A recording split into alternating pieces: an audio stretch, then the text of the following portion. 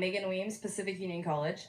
So my question is as the NAD, what are we doing to be an example to the rest of the church, the GC, on the concepts of LGBTQ+, women's equality, immigrants and refugees, and any group that is a minority and has been underrepresented for so long? What are we actually doing to set the example, to make something different, not only here in the NAD, but for the GC?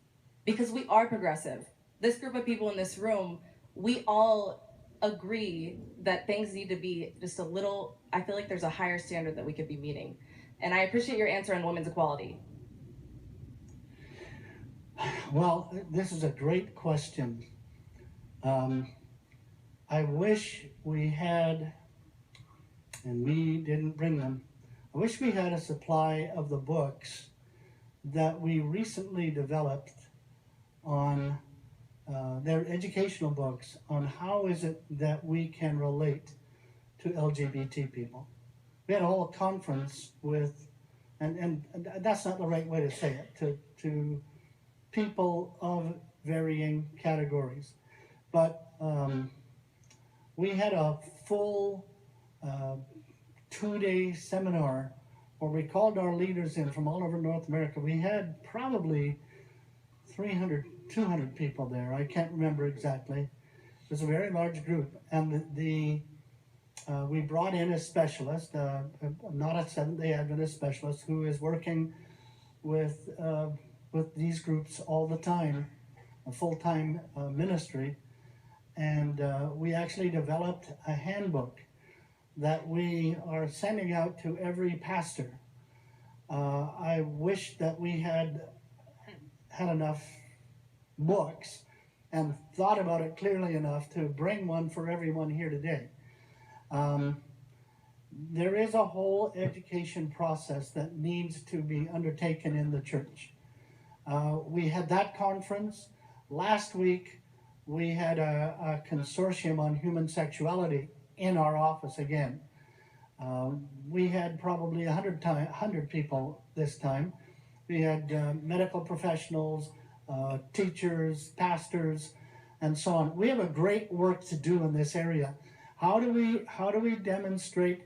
Let me give you one quote, and I'm not trying to put the question off, because I think the church has a lot of growing to do in this area in terms of how we appreciate, respect, and treat people.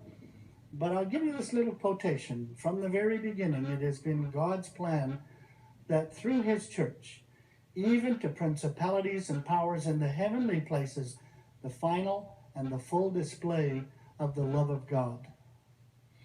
And how we will demonstrate in the NAD and be examples to our world church. And when I say that, I'm not just including the general conference in Silver Spring, Maryland, but the world church around the world, is by demonstrating the love of Jesus to every person, regardless of their background.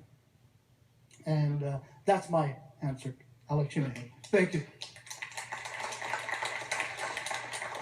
Thank you for the question. And I think the first thing we have to do is start off with and acknowledge that we have not been.